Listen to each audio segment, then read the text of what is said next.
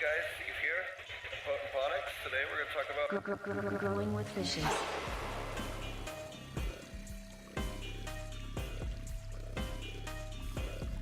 Growing with fishes.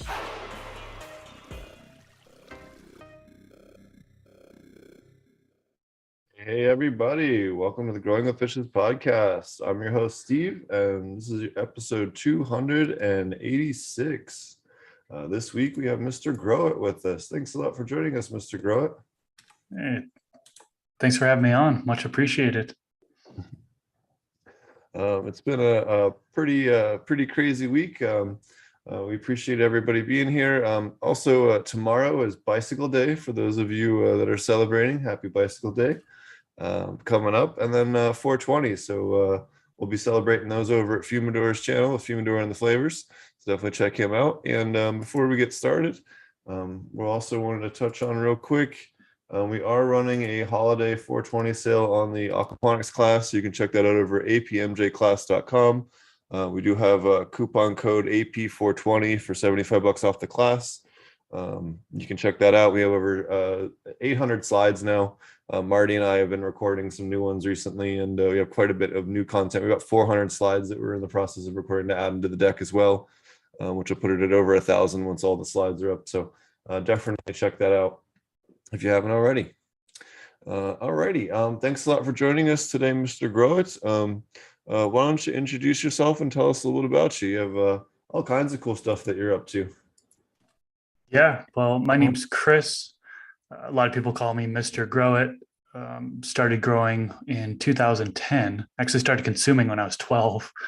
And my sister got me into it. And she pulled me into the backyard and she had a joint all lit up. And she's like, here, hit this. I was like 12 years old, hitting it for the first time. I didn't get stoned the first time. She smoked me out like 3 or 4 times and finally got stoned.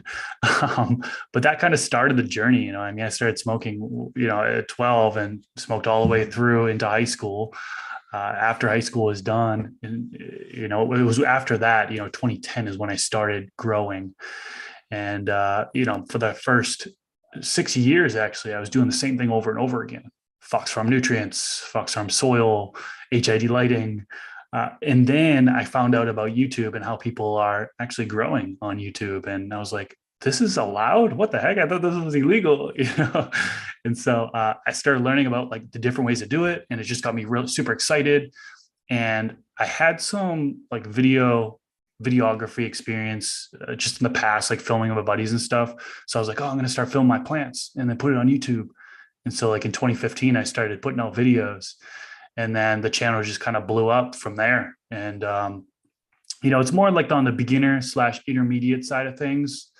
So like a lot of folks will kind of, ask questions, and there's really a lot of beginners kind of flock to me in regards to it. I've grown in soil, cocoa, haven't done DWC, haven't done aquaponics, which I hope to learn more from you about that. And, I just push myself to learn more and more and continue to just try to make informative videos or somewhat entertaining videos. That led into me being a part of a podcast. I launched my own podcast after that, and I'm part of 3 podcasts now. So it was just one thing after another. And content creation is kind of what I'm doing full time. I'm just a small home grower. I have a max plant count of 12. So I'm part of a medical program in my state. And so I can only grow 12 plants. I'm pretty limited here. So I think a lot of indoor growers, smaller home growers kind of appreciate my content because it revolves around what they do. You know what I mean? So that's kind of a little bit about me and kind of how I got into YouTube. So, it's really great to hear your story on that. You got me beat by 1 year. I got into smoking when I was 13, but you got me beat.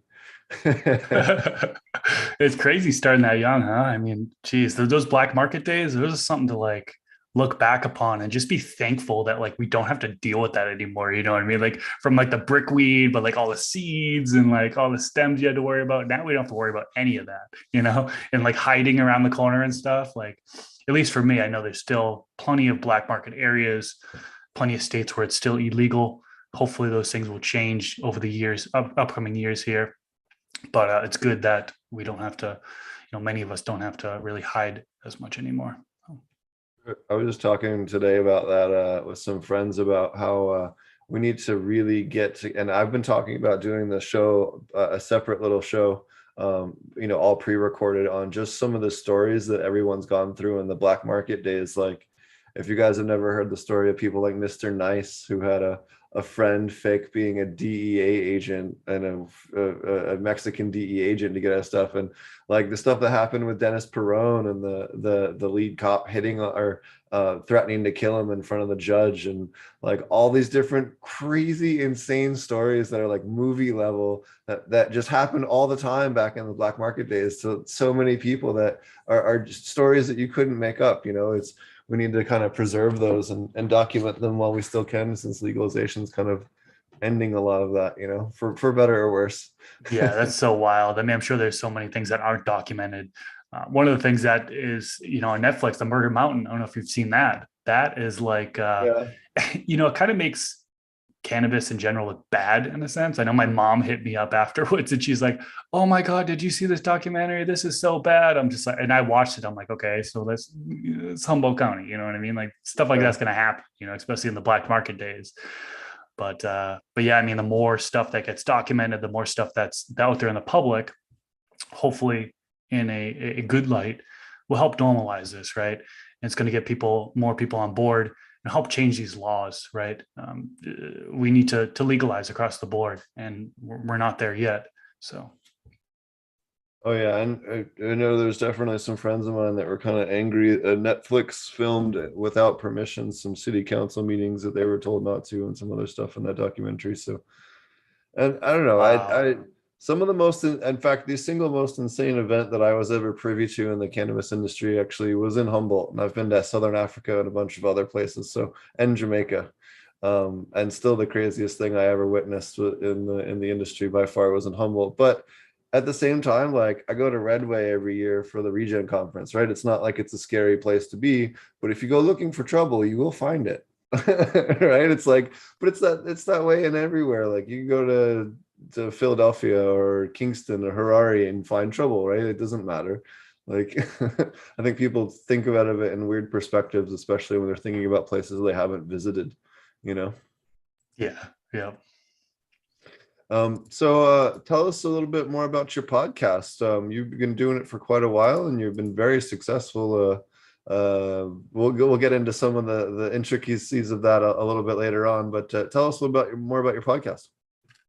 Sure. So I'm a part of a couple actually. In 2020, I was approached by Rob from Cannabis Lifestyle TV. He had an idea for a podcast, and he invited me and Pigeons 420 on it.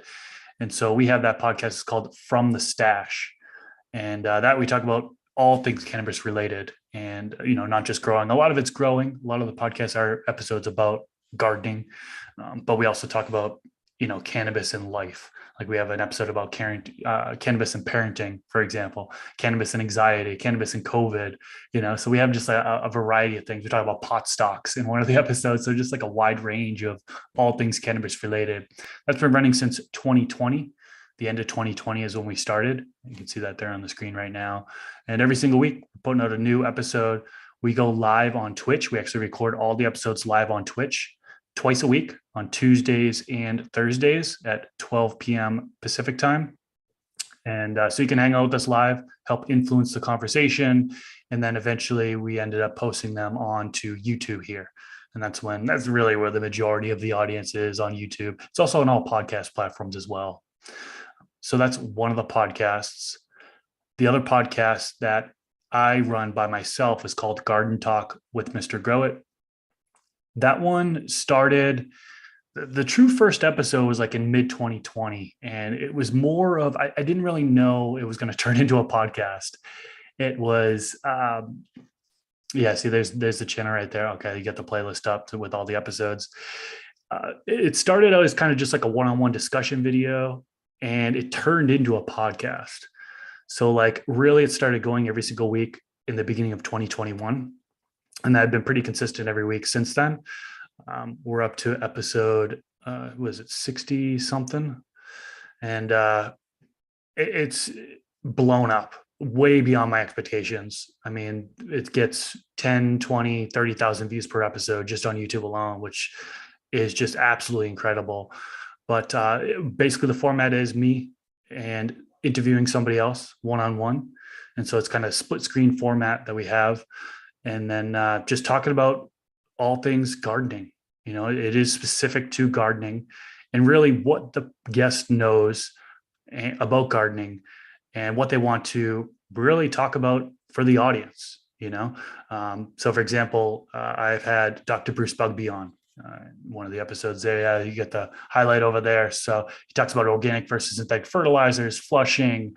He talks a whole bunch of science related things. We get into a little bit of bro science things and he like debunks some things. And that was a really fun episode. But I don't just have scientists on there. I have your everyday average person. I have some beginners on there. In fact, some of the most viewed episodes are from beginners, you know, where I interview beginners because they're going through the process. And if a beginner, and they're talking about things that more intermediate and expert people don't really talk about, like more routine stuff. And so that's extra helpful for the folks that are just starting. And so, yeah, I'll interview anybody from a beginner all the way up to an expert or a scientist. And I think people appreciate that because there is that variety of it. And there are different perspectives. I mean, let's be real. There's not one way to do it, right? There's so many different ways to go about it. So when we talk about the right way versus the wrong way, most of the time it's not really wrong. It's just more of an alternate way to go about it, right? So that's been very, very successful. And then the last podcast I have is Unfiltered. It's called Unfiltered with Mr. Grow It. That one's just on YouTube right now. It is all cannabis related topics. I'm trying not to focus on the gardening because I already have a gardening podcast, but it does shift over to gardening conversations pretty often. And that one's brand new as of this year. And I think that's going to be seasonal. You know, it's so much. Doing all this media stuff is so much. Plus I have a garden to keep up myself. You know, I have a girlfriend that I need to pay attention to. I have family that I need to hang out with, you know what I mean? So like, I'll probably just stop Unfiltered for a little while and make it seasonal. And just go strong with the garden talk and the From the Stash. And then I also have a main YouTube channel called Mr. Grow It. That one is what I display my garden. So my main garden is there. That's what I do the garden videos on. So.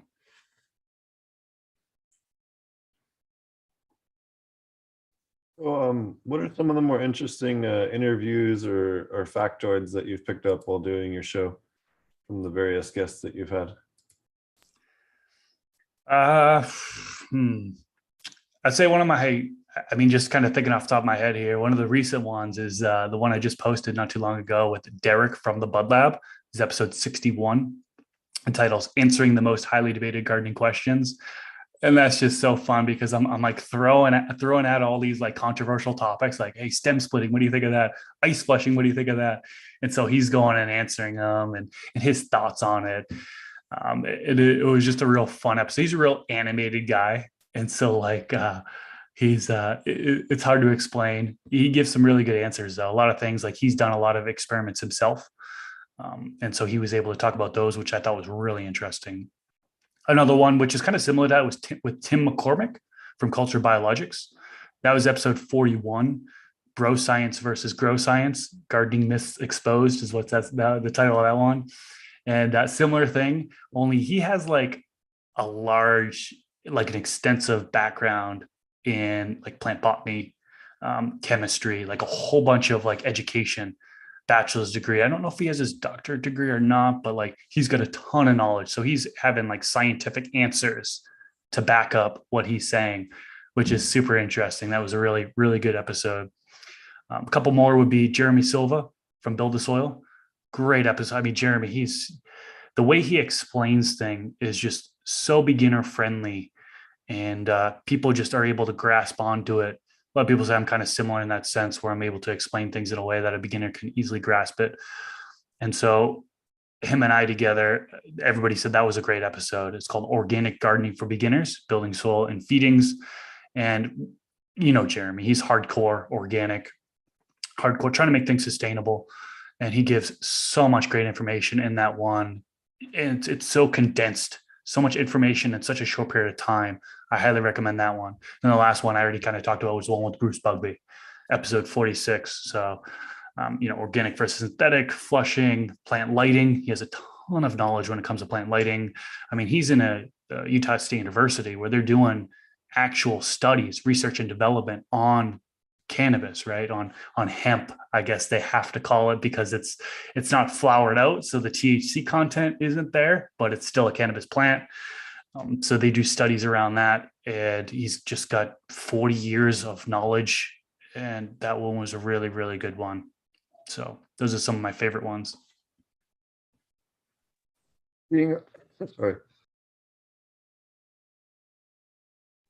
Being a more beginner's channel, what are some of the common questions that you get asked? It's the same stuff as it was 10 years ago, same stuff as it probably was 20 years ago or 30 years ago.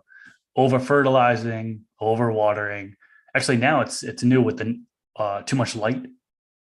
But people are still overfeeding their plants with synthetic fertilizers. They think that, when you're feeding in and you have over fertilized, what happens to your plant? The leaves become very, very dark, like abnormally dark, start to be shiny. They start to curl over. Clawing is a common thing that happens with nitrogen toxicity. And unfortunately, there are many growers out there that think that's normal. They're like, oh, look at this beautiful shade of green that I have here. Yet they're on the verge of nitrogen toxicity. Then they'll go into flowering with that much nitrogen in there, and their buds will start to be airy. They'll continue to feed in, especially they'll feed in CalMag. And CalMag, a lot of the formulas do have nitrogen in as well. So they're feeding that in. And then they're getting into week 3, 4, 5, and they're like, wait a minute, what's wrong with my bud structure? And so I'm getting all these pictures of people that have over-fertilized, and they're like, why aren't the buds dense? And literally it's because they've over-fertilized. They've fed too much nutrients. They're not monitoring like the ppm or the EC at all. And they've over-fertilized. Unfortunately, when you're late in flowering there, weeks 4, 5 and beyond, and you've already done the damage, it's hard to recover. At least in my experience, it's really hard to get out of that and have a good final product. So I still see that happening. The overwatering thing, I mean, how do you fix that? How do you explain to somebody that, like, how not to overwater? I mean, I guess one of the more accurate ways would be to get a moisture meter, right? And then you have at least something digital that you can go off of, or a digital moisture meter. It doesn't need to be a digital, but at least you have some sort of metric to go off of. So you still get people, even with the common techniques, you still get people to overwater. I mean, choking out the root zone. I don't know if you've ever seen a microscope of a root cut open and showing a healthy root versus a overwatered root. What you'll see is actually that the plant actually eats away, all the cells are destroyed. So like it's trying to send oxygen down or something like that. And like there's big holes within the roots. So huge transport areas because it's just choked up at the roots. So we have a lot of people that are still, overwatering, same stuff. And then the last one I talked about was light burn, especially with these new LEDs. Oh man, people they want to run it at 100%. They want to run their light at 100%. And oftentimes they don't have their VPD dialed in, their temperature, humidity is off. They're not supplementing CO2, yet maybe they don't have the nutrition dialed in, and they're blasting down all this light, and then their plant's showing all these issues, towards the top part of the plant. And most of the time, all they need to do is lower the dimmer or back away the light, and then usually recovers. But I see a lot of people. It's becoming more and more common. People just either ignore the suggested light distance and are running higher than they should, or they just don't have their other factors dialed in, so they can't run at that high capacity of lighting. Yeah, we see that that nitrogen issue a lot in aquaponics too. People think that they need to, in fact, there's even some aquaponics companies that wrongfully tell people feed more in flower because they need it, and all they're doing is spiking their nitrates, or they come into flower with their nitrates like 80 or 100 parts per million, and it's like, you got to get that dialed back immediately, or just stop feeding the fish for a week or two and let that come down. Like it's again, it's similar issues with that, especially in aquaponics, but it's more pronounced because it's all in nitrate form. So you end up with these, just like you're saying, real fluffy buds, foxtailing, increased chance of hermaphroditing, all those things. That's crazy. Yeah, that is crazy. I see Sir Dirty in the comment section here. He mentioned pH. I completely agree with you. pH is one of those undereducated things. Absolutely. People ignore pH. They're coming in with pH of their water source over 7, and then they're watering in at that. And then little did they know, iron isn't able to be uptaken at a pH that high. The plant's releasing all this acid into the root zone in order to try to lower the pH so they can uptake iron, right? It's a disaster. And then of course, if you're mixing up nutrients, a lot of these nutrient formulas come out at like a super low pH, like around 5, and then they're watering in, and then they're lowering the root zone down a ton, lowering down like the pH in the medium down a ton. And then that's locking out some other nutrients. So yeah, pH, completely agree. It's another thing that new growers get caught up on.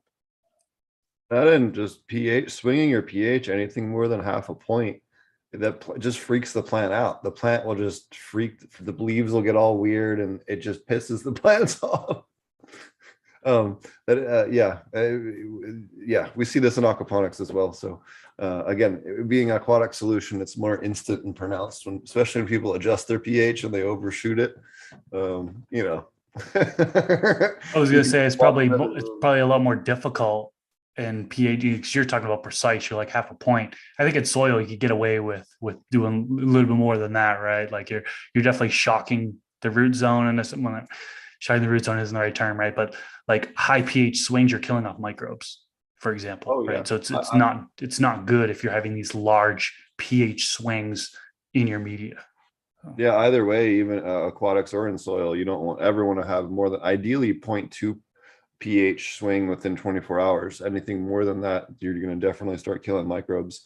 Anything more than a half a point, you can start killing fish. So, wow, I didn't know that. Yep. Oh yeah. And it's another thing too, just like you're saying with compost teas, a lot of these organic solutions, people brew them up and they're very acidic because it's a tea brew, right? So, and then they put it on the plants and the plant wilts, and they're like, oh, this organic shit doesn't work. And it's like, well, yeah, you didn't pH it, right? Like it doesn't mean the organic was the problem. Like you just didn't understand pH. That's funny. Oh yeah, it's a common issue for sure. What are some of your favorite strains to grow? Favorite strains to grow. I gotta think about this one. One that comes to mind right away is Queen Anne's Revenge by Subcool Seeds. Not sure if you've grown out any of Subcool Seeds, or TGA Genetics as it's formally. But this particular cultivar that I had, I wish I cloned it. Because it was just gorgeous. So from the beginning, it was an easy feeder. It had a little bit of magnesium deficiency. Like it started to come on, but it was super easy to fix. And then it was healthy throughout the rest of the grow. And this thing shot up, real beautiful structure. The buds were so dense all the way down to the bottom. I love genetics that have the dense buds all the way down. You don't really have to worry about the larf, no matter what the environment conditions are. So it was not only dense all the way down, but also frosty all the way down. So like the bottom trichomes, as you're digging down and looking in, like just covered in trichomes. And then towards the end of flowering, it was just beautiful. It was, it turned to like more of like a dark purple, and it started at the very top of the plant and it slowly worked its way down. So like every day or every like couple hours or whatever, however, I don't remember how often I was going in my garden, but like every time I went in there, it was like a little bit more purple, a little more purple down, like lower, and it slowly went down. and it was just dark purple the entire plant by the time of harvest. I did a partial harvest on it, and it was unbelievable because the top colas, when I harvested the top colas on it, it unveiled the leaves that were covered that weren't actually hitting the sun, and they were like more of like a lighter green. I don't want to say like lime green because like it wasn't like an unhealthy green, but it was like the purple and then like the light green all mixed in, and it was just so photo perfect. You know what I mean? And that's on my YouTube channel. I have some pictures on my Instagram as well.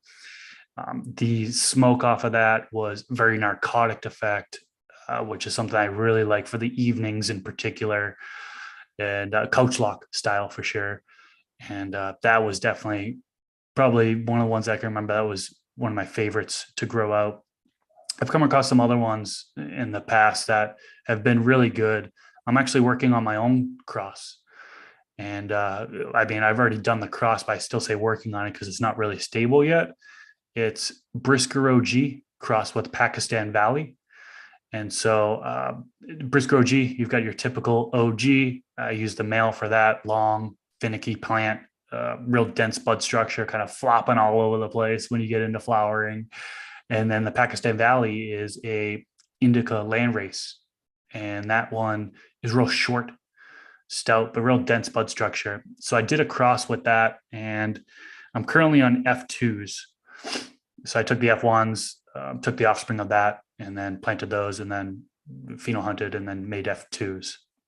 Now I've just planted 12 of those. Like I said, my plant count is 12, so I'm kind of limited to what I can do. So I have 12 plants growing that right now, and I'm looking to pick a male and then do a practice that I've just recently learned about, which is you take your male and pollinate all of the females in there. Hear about a lot of people actually taking clones and then growing the females completely out, picking a pheno and then taking the clone and then pollinating the clone. But I had somebody on my podcast quite recently, Canadian Leaf Genetics, and he's like, why do that? Why not skip the cloning process and just pollinate all the females and then pick a female after that? And then you've already got the seeds. You know what I mean? You could even pollinate just one branch. And so I was like, hey, that's a pretty good idea. Why not try that? You know, so that's what I'm currently going through right now. The plants are in the vegetation stage, just flipping over to flower. So now we should see them grow, stretch, and then we'll go from there. So that's currently what's on my main channel. That kind of went off topic there on favorite strains to grow. I'm just gonna give a shout out our normal co-host Fumidor. He actually has the Queen Anne's Revenge crossed with Ruby Jack and his Cherry Bidis, whatever I'm sorry, Fumi, I can't pronounce your shit, but I will plug your strain here. He actually has that available over on his website at fumoduro.com. He has, honest to God, the best fucking pictures of any website, his seed site. I gotta pick those up. Yeah, I need that. If you're looking for it, he was real good friends with Subcool and all. He's got a bunch of his old genetics that he does stuff with. But I mean, it's a beautiful, beautiful plant. And again, all of his photography is just tits. So great photography. Yeah. Wow. Look at the colors on that. Beautiful. Right. So yeah, there you go. It's the church. Yeah. Anyways, since you mentioned it, somebody in chat mentioned that he actually has a cross of it, so I want to plug that just because he's normally here. What is your favorite strain to smoke? Well, I already mentioned the Queen Anne's Revenge. I'm trying to think of what else. TH Seeds, Sage and Sour from them is one of my all-time favorites for sativa. Oh my gosh. It's just a very fuely, upbeat strain. And it's just, typical sativa where you're up and like active and real racy. So I like that, during the day. That was a good one. Purple Frost Giant by Welcome to the Grow Tent is another one. More of a narcotic effect, kind of a sweet / lemony flavor off of that one. Peanut Butter Breath by Thug Pug Genetics. That's another one, real narcotic effect. It's a handful that comes to mind right now off the top of my head. Prism Labs actually has some really good genetics as well. Prism Labs Chronic 420 ink from formerly of North Genetics, branched off, did his own thing. So Prism Labs with a Z. Everything I've grown out from him has been fire so far. Curb Stomper, ISO 8. He gave me a whole bunch of other ones, but they had turned out to be males. But I still have more. Hopefully, I'm hoping to get a female on some of them. But I have his whole line. I think he has like 5 different cultivars.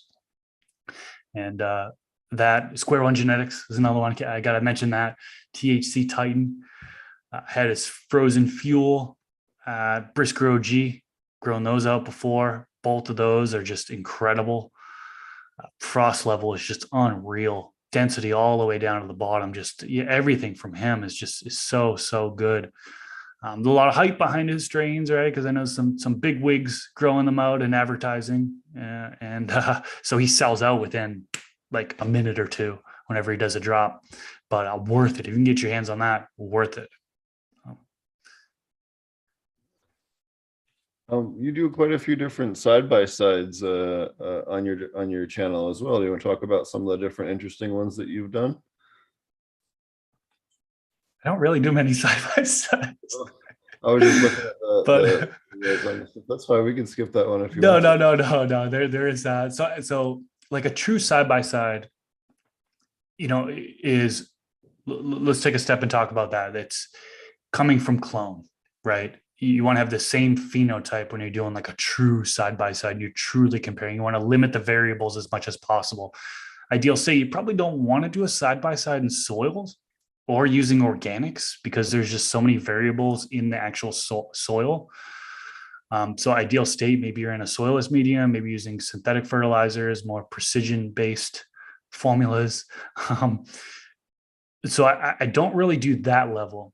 But what I will do is I'll grow out different phenos and just do random comparing of things. I don't take them very serious. I just point out things that look different, but knowing that it's not a true side-by-side, just want to make that clear.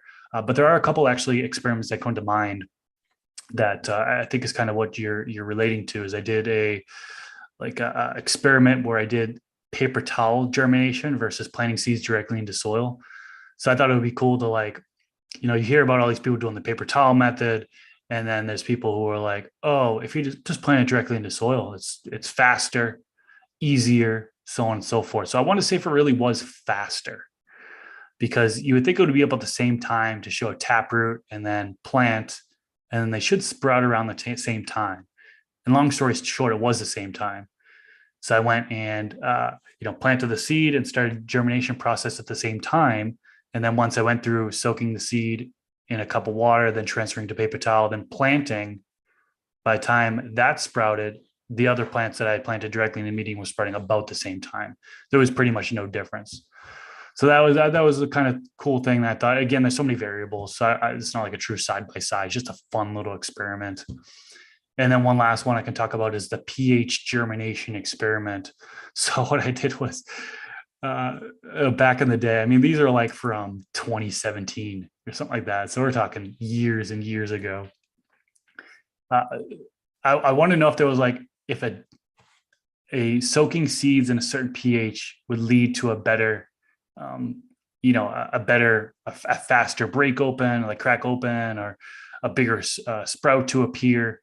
So I used the paper towel method and actually soaked in different pH levels from 2.3 pH up to 11 pH. I forget how many there were, but there was, I think probably maybe about 10 or something like that in between 2.3 and 11 pH. And I also had a solution of pH up and pH down. I dropped seeds into there just for the fun of it. And everything cracked open. Everything sprouted in all those different pH, except for the pH up and pH down. None of those seeds cracked open.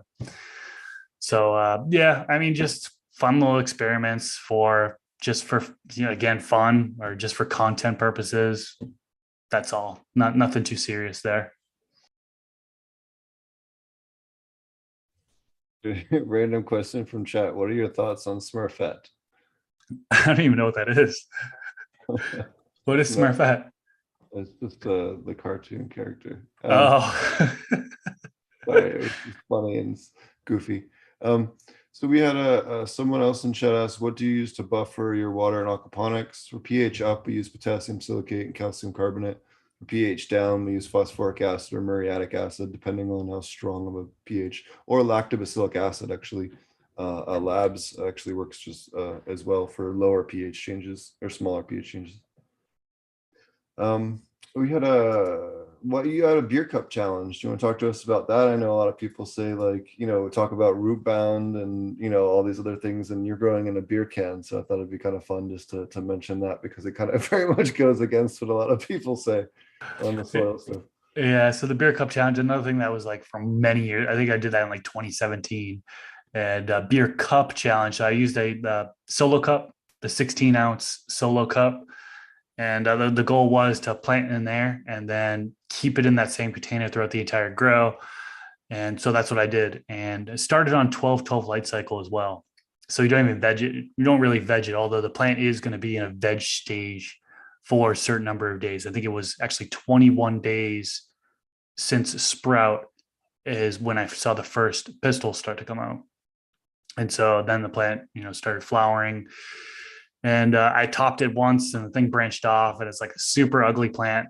Hopefully you don't show it on screen because it definitely became root bound. It was showing problems. I had to water it like 2-3 times a day, like at the minimum, because it was just soaking up water. I put it into like a Tupperware container underneath it. So I had like a little, reservoir or whatever sitting in, you know what I mean? Just the little additional water that I could have, so I wouldn't have to water it as often.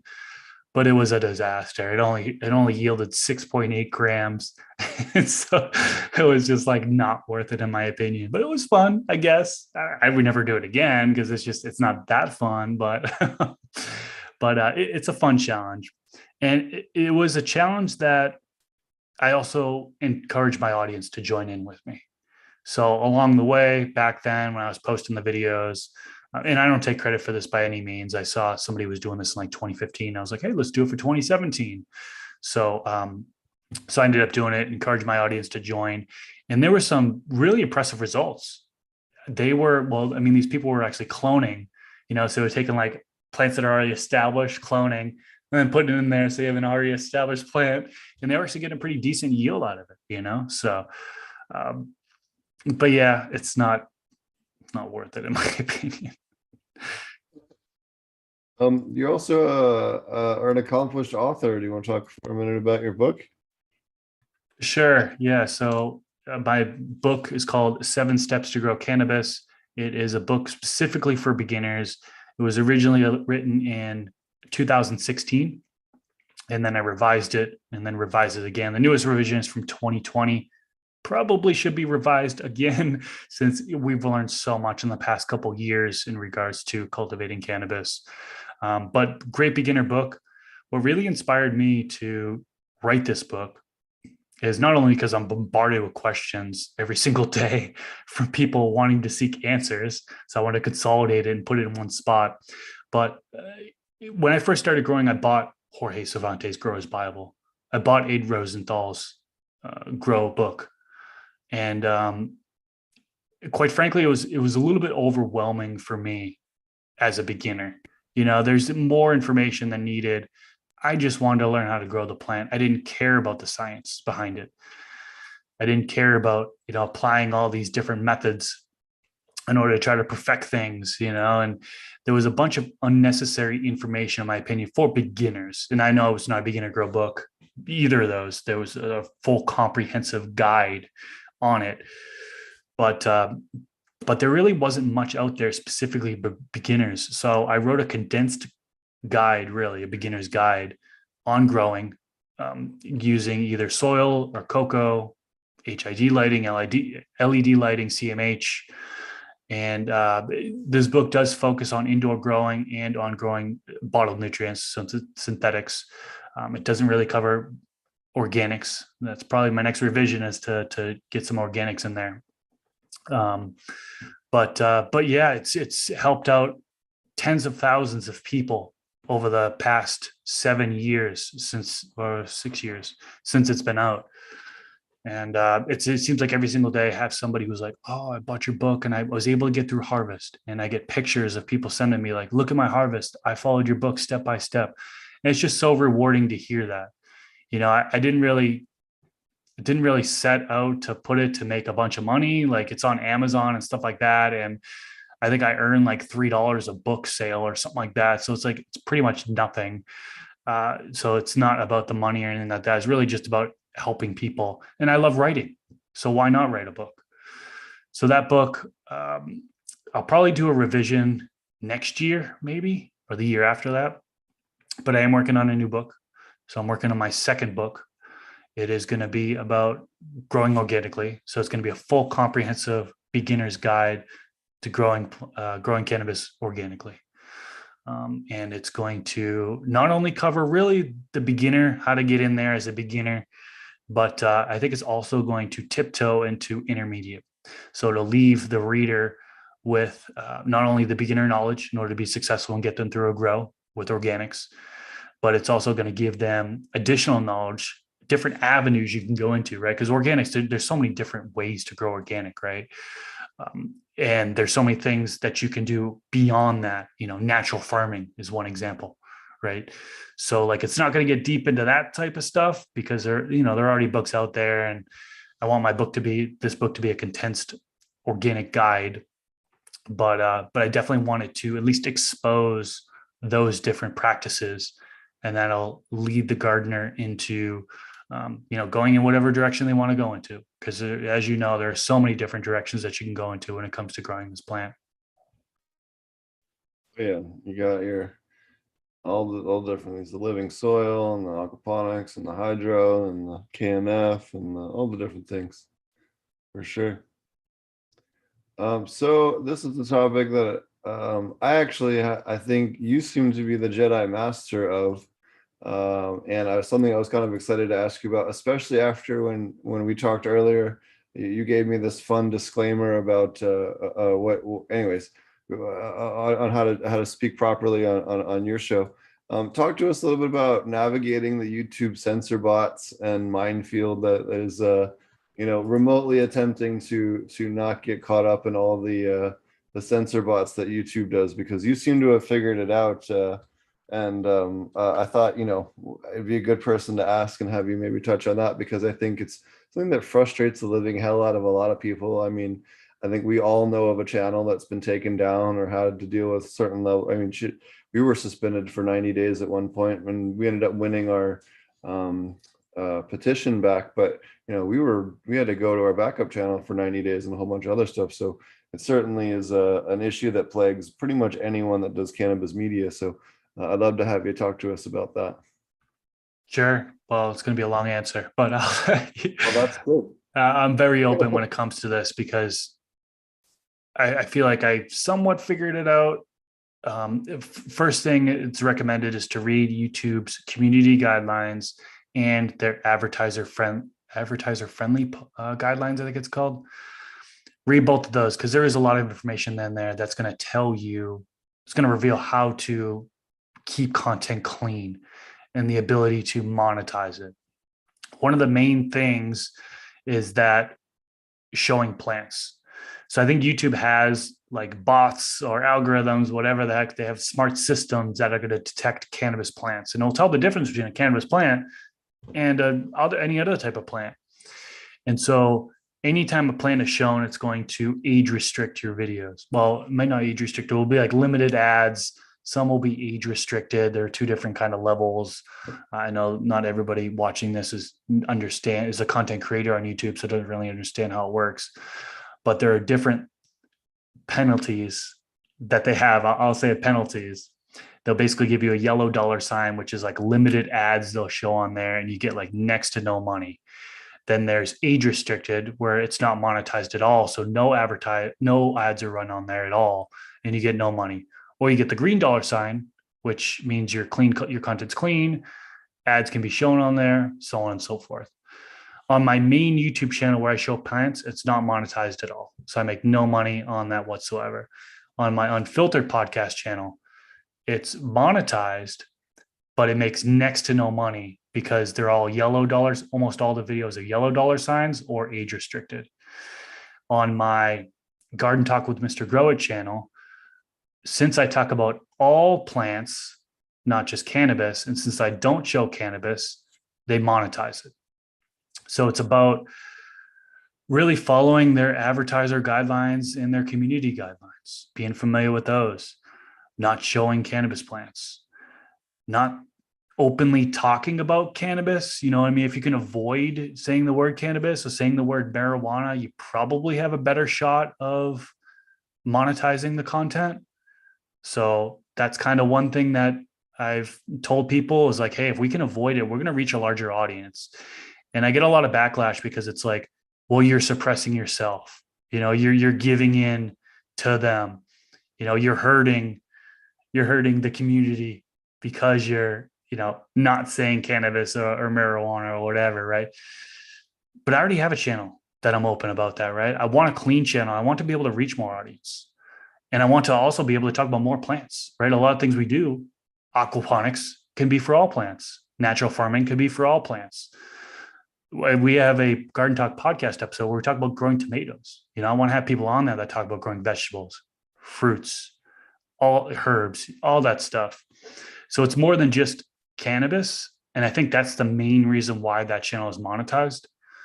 And yeah, I mean, again, not saying cannabis or marijuana definitely helps on that avenue. But, you know, long story short, it reaches a larger audience. I want to reach a larger audience. I want to bring more people into not just bringing people who don't grow cannabis to kind of have them learn about cannabis and potentially grow cannabis, but the people that grow cannabis, having them learn how to grow fruits and vegetables and potentially go and grow fruits and vegetables. I was one of them. I started out growing cannabis and then it took me a little while, but I actually now grow fruits. You know, I grow peppers. I have lettuce, kale, bok choy. So like I ventured out in there.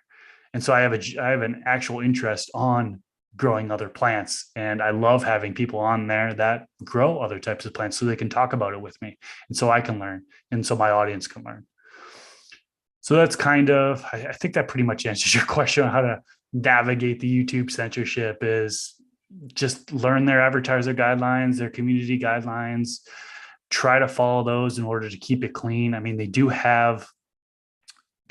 say cannabis specifically in there. And they also say cannabis seeds in there. So that's one last thing I'll talk about is it specifically states if you're promoting cannabis seeds, they can take down your channel. And so many channels have been wiped out because of promoting cannabis seeds. In particular, it's linking seed banks or places to get cannabis in the description section. Once they see a link going to an external site where they can buy seeds or they can buy cannabis, that's like, from my understanding, they'll term your channel right away. Now, there are people that get away with it, right? You can go on and look at people's channels right now, and there are people openly promoting seeds, openly linking seed banks in their description section. I personally think that it's just a matter of time before somebody reports them and the channel gets taken down. So I personally don't even risk it at all. Because again, it says specifically in their community guidelines, you cannot advertise or you can't link to seed banks. It does say seed banks in there. So they are very specific on that avenue. So I personally try to avoid it. And I think that's one of the main reasons why channels are actually getting terminated because of that. Yeah, I know we've had issues with just trying to link back to people's websites. So like they flagged us for breedersteve.com. They flagged us for Mammoth P. They flagged us for some other micro. I forget if it was Foop or one of the other chemicals because they had pictures of plants on their website. I don't know, some kind of crazy. We won all those petitions, but we got flagged for a while and it was pretty nerve-wracking. Like now I have all of it backed up, and anytime we finish an episode, it's automatically downloaded and backed up and I don't have to deal with it now. But that was nerve-wracking for a while, not having, before I had everything backed up on hardware. The channel got taken down. Like even if it got taken down, still having to build back up to your following still sucks, So that's brutal. I did have a channel taken down that never came back in 2018. I had a channel called Just Grow It. And this channel was initially my channel, But what I did was I had to stop growing for a very short period of time. I didn't know if I was going to be able to grow again. And what I did was I took a common thing that's done in other YouTube genres, which is community channels. And basically it's a user submitted channel. So people from all over the world submitted in their best videos in order to be featured on the channel. So every single day there was a new video that was posted, and they would, it would be a win-win-win. The person who submitted the video would get access to kind of more people viewing their video and going to their channel and subscribing to their channel. It would be a win for the regular channel, the Just Grow channel, because there would be more growth, more content, more growth. And it was also a win because back then, 2016, 2017-ish, you could monetize cannabis channels and plants that were shown. And so 100% of the money that was raised on that, it was monetized, 100% of the money was raised, got donated to Normal, which is a nonprofit organization working towards reforming cannabis laws. So it was a win all around. What happened was that was a channel that was linking to seed banks. And so I think that's the reason why that probably got terminated, is because they saw that there was seed banks in the description section. And so they terminated that channel. There was like 685 videos, I think, on that channel, just straight up education. And it's just a massive library. And, once that channel was terminated, I think it was a big loss for the community, because at the time it was the most viewed cannabis cultivation channel on YouTube. And again, it was raising money for a good cause. And so that was a real heartbreaker there. And it definitely changed the way I go about, linking things in the description in particular. Yeah, we did the first virtual Aquaponic Cannabis conference and almost lost the YouTube channel because of it, just linking to the speakers. And none of them were seed sellers. They were weed consultants or had microbe companies or other, like I was saying earlier, just random stuff. It made no rhyme or reason to it. It didn't make any sense, That's out of control. It's heartbreaking. So that's now what we do is we just link in the description. We just link to people's social media. We've had no issues linking back to people's social media pages, and from there they almost always have links to their other websites. So I wish I could put people's stuff on there, but that still allows us to kind of give some level of promotion and for our guests. It seems to be a happy medium that works well with YouTube, at least for now. So we'll see.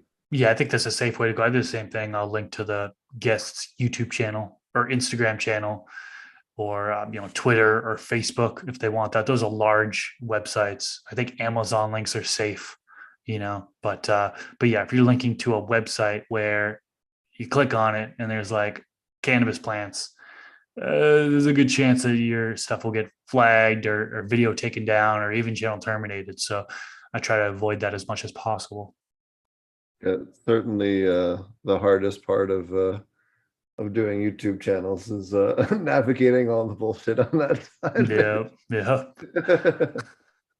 Do you have any cool episodes coming up on your channel, or cool content coming down the pipeline that you want to tell everybody about?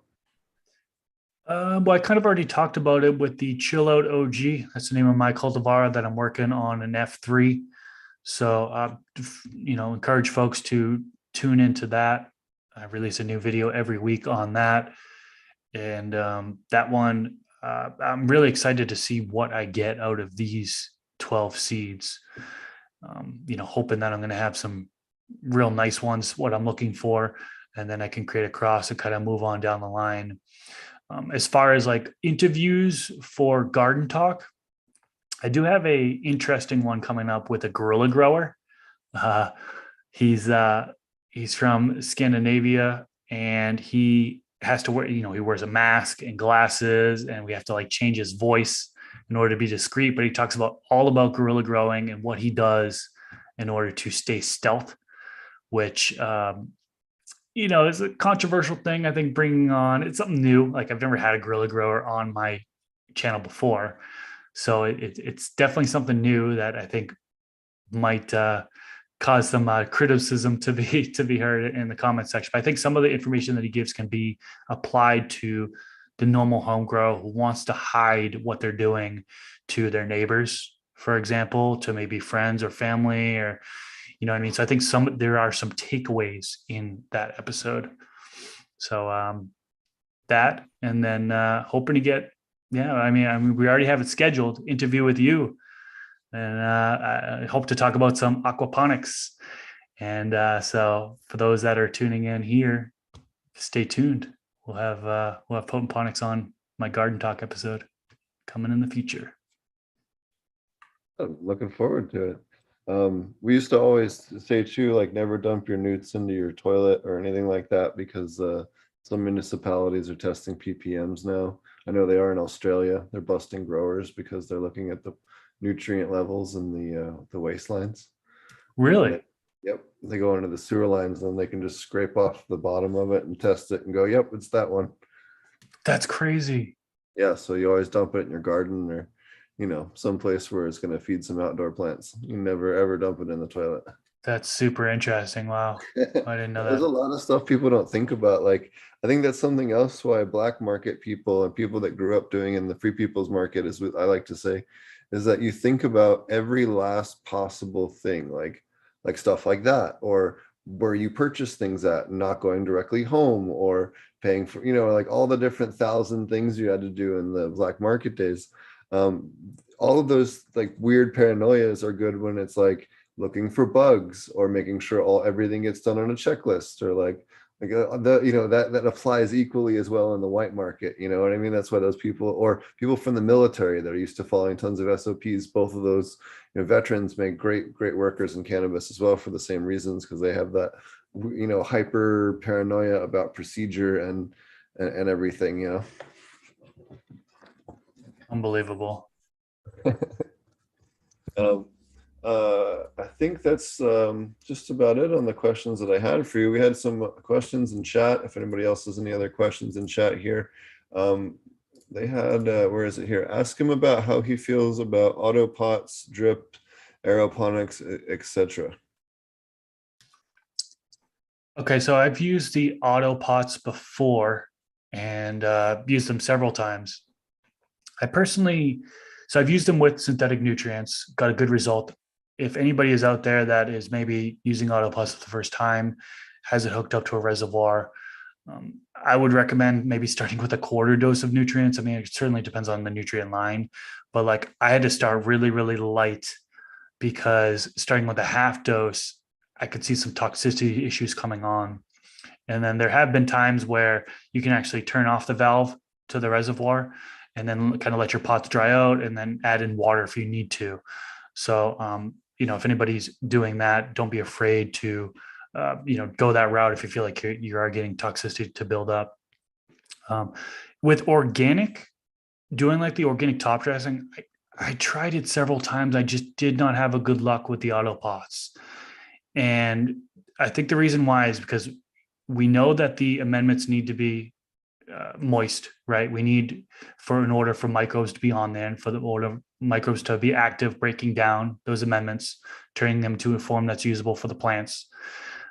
And that top layer with the auto pots, it doesn't really go all the way up to where it's moist all the way to the top. I feel like at least an inch or so is dry up top.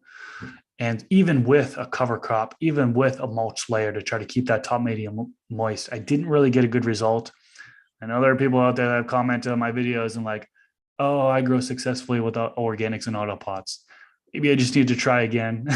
but I personally didn't have the best luck doing that.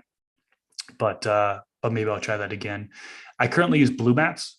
So, the drip, as you could say, and that's hooked up to a reservoir. I love those because, it's the carrots up top. It's going to see what the moisture level is in the medium. And then as the medium dries out, it's going to drip down onto the medium. And I have been successful doing top dressing organics with blue mats.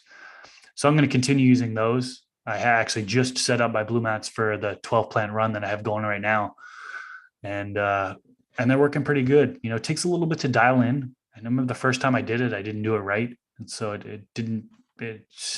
plants were overwatered and not looking good. And so I took the plant out and didn't use them for a while. But then once I pushed myself to go back and try it again, it was freaking fantastic. So much easier to like just have all these plants. So, I mean, the more the better, right? The more plants you have hooked up to this, hooked up to one single reservoir, you're gonna be saving time because you're just adding water to that reservoir, adding your nutrient solution to that reservoir, and then it's automatically going down onto your plants as needed as the medium dries out. So I found it to be very, very useful. I found it to be easier. And yeah, I'm a big proponent in making things easy in the garden. Have another question. What does Mr. Grow It use for IPM? That's a good question. Well, basic things, right? We talk about IPM. We're not just talking about sprays, right? We're talking about everything done in order to prevent pests. Yellow sticky traps is pretty much a must. I always have the yellow sticky traps in.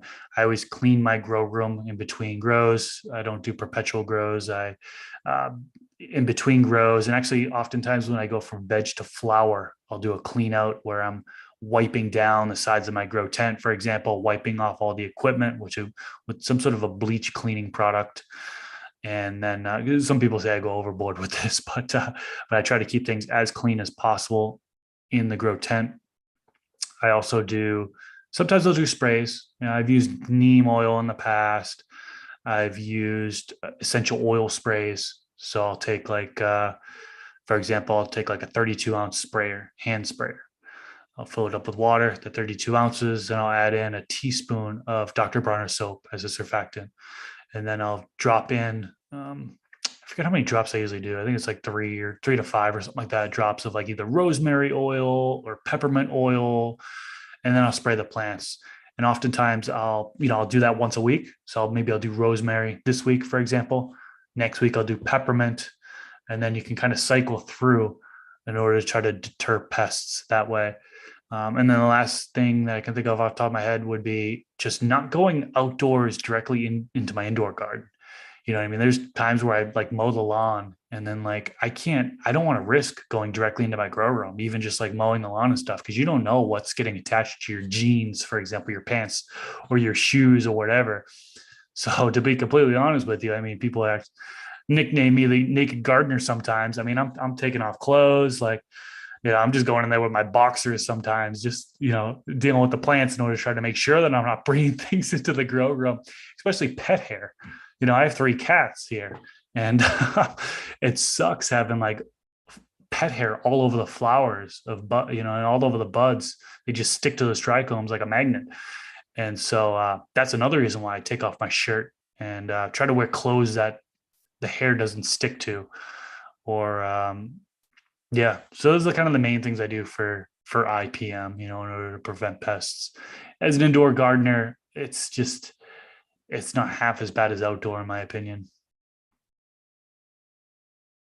Outdoor is definitely much more of a challenge, especially the farther east you get, the less documentation there is on the pests that you're going to run into, which is half the fun of doing that.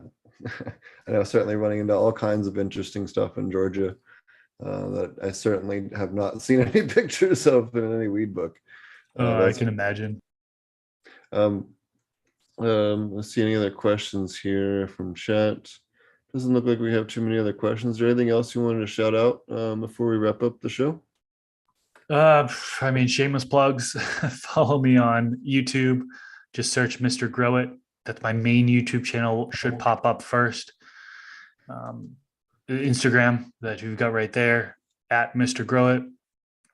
And then you can go to my so there's my main YouTube channel there. That's where I show all my garden, weekly garden updates. I've got a couple different grow series going on right now. So I kind of trying to sprinkle them in. And Garden Talk with Mr. Grow It is the other channel that I have. This one is a talk channel. This is where I talk about all plants. This is where my Garden Talk with Mr. Grow It podcast is held. And then also topic videos. Like, for example, today you can see I did a Q&A video. So I'd like to sprinkle Q&A videos in there, or random plant topics. Like there's one about flushing, a random topic video. There's molasses. There's a video on that. Just a whole bunch of different random talk style videos. Another one would be Unfiltered with Mr. Grow It. If you search that, that's my newest podcast that I just started this year. All things cannabis related there. That's the one that I talked about earlier. That's a seasonal. So I don't think I'm going to be having any new episodes coming up, but you can get caught up on the old episodes. And then probably in the fall is when I'll probably get some new episodes up. And then the last one would be the From the Stash podcast. Just search From the Stash podcast on either YouTube or any podcast platform. And actually my Garden Talk podcast is also on any podcast platform. So if you prefer to listen on Apple Podcasts or Spotify, you can go to one of those platforms. But yeah, From the Stash podcast with me, Rob from Cannabis Lifestyle TV, and Pigeons 420. So 3 different perspectives on gardening and just all things cannabis related. So yeah, there are my shameless plugs there.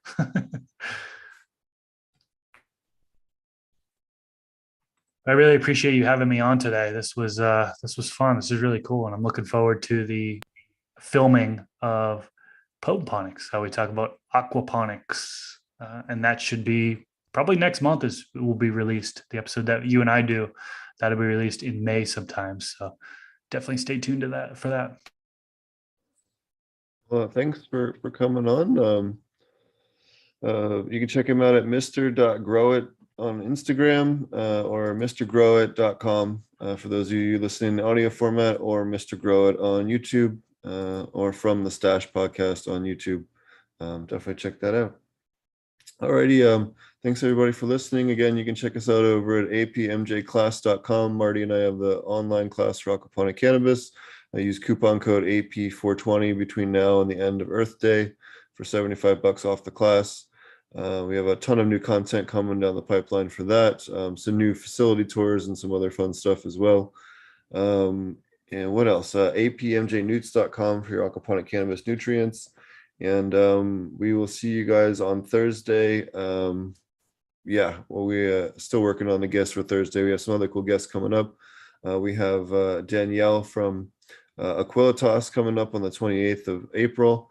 And then we have Tommy Chong is going to be our guest on May 12th. So looking forward to that. It's going to be at 3 p.m. Pacific, a little bit earlier than normal, but it's to facilitate our guest and his availability.